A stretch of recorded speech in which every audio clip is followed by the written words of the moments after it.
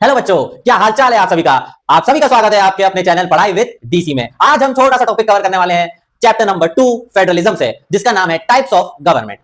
इस चैप्टर के अकॉर्डिंग और क्लास 10 के पोर्शन के अकॉर्डिंग हमारे पास दो टाइप की गवर्नमेंट है। पहली है फेडरल गवर्नमेंट, दूसरी है यूनिटरी गवर्नमेंट। ठीक है, बहुत ही आसान सा टॉपिक, शॉर्ट में हम जल्दी से इसे कवर करते हैं। तो दोनों क्या है अंतर, चलिए शुरू करते हैं। फेडरल गवर्नमेंट, जब पावर शेयर होगी between a central authority and it's smaller units, इतना सा ध्यान में रखना है। ठीक है, जब कंट्री में पावर शेयर होती है सेंट्रल अथॉरिटी, यह सेंट्रल अथॉरिटी क्या है? यही है आपकी सेंट्रल गवर्नमेंट।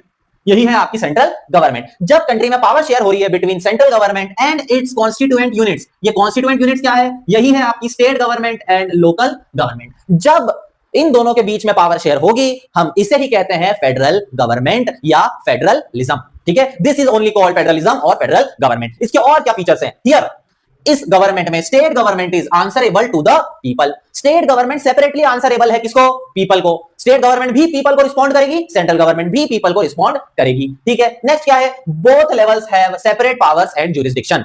दोनों ही गवर्नमेंट, सेंट्रल गवर्नमेंट की अलग पावर है, स्टेट गवर्नमेंट की अलग पावर है, और इन दोनों के ही ज्यूरिसडिक्शन अलग अलग है, मतलब सब्जेक्ट्स अलग अलग हैं। सेंट्रल गवर्नमेंट बैंकिंग में लॉ बनाएगी, डिफेंस में लॉ बनाएगी, तो स्टेट गवर्नमेंट एग्रीकल्चर में लॉ बनाएगी, इरिगेशन में लॉ बनाएगी, पुलिस को कंट्रोल करेगी। ठीक है, ये सब अलग अलग है, और ये सब कहां लिखा है? कॉन्स्टिट्यूशन में पहले से लिख दिया है कि सेंट्रल गवर्नमेंट इधर लॉ बना सकती है, स्टेट गवर्नमेंट इधर लॉ बना सकती है। थर्ड क्या है आपका?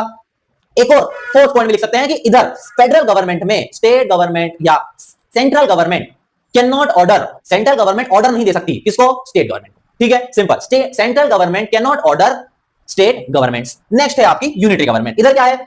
Either there is only one level of government. Unitary government या तो एक ही लेवल होगा जिसे हम सेंट्रल बोलेंगे, सेंट्रल अथॉरिटी ही होती है, और अगर छोटी अथॉरिटी होगी तो उनके पास में इंडिपेंडेंट डिसीजन मेकिंग पावर्स नहीं होगी। ठीक है, यूनिटरी गवर्नमेंट में एक ही लेवल होता है, एक ही लेवल, सेंट्रल लेवल, एक ही गवर्नमेंट है, सेंट्रल गवर्नमेंट। स्टेट गवर्नमेंट है ही नहीं, और अगर स्टेट गवर्नमेंट है तो उनके पास में इंडिपेंडेंट डिसीजन मेकिंग पावर्स नहीं है। सिंपल, ऊपर देखा था हमने कि पावर अलग अलग लेवल ऑफ गवर्नमेंट है, सेंट्रल भी है, स्टेट भी है, और दोनों के पास में इंडिपेंडेंट डिसीजन मेकिंग पावर्स भी है। लेकिन यहां पर या तो एक ही लेवल है, और अगर दो लेवल हैं तो उनके पास में इंडिपेंडेंट डिसीजन मेकिंग पावर्स नहीं है। तीसरी क्या है? State government is answerable to central government. अगर स्टेट गवर्नमेंट है तो वो किसको आंसर करेगी? सेंट्रल गवर्नमेंट को। और क्या लिख सकते हैं अपन कि here central government can order, central government order दे सकती है स्टेट गवर्नमेंट को, ये करो वो करो, और वो लोग मना नहीं कर सकते हैं। ठीक है, so this is the difference between central and state governments, जो दोनों तरीके से एक्टिव होती है हमारे दो टाइप के गवर्नमेंटल सिस्टम में। पहला है फेडरल गवर्नमेंट, दूसरा है यूनिटरी गवर्नमेंट।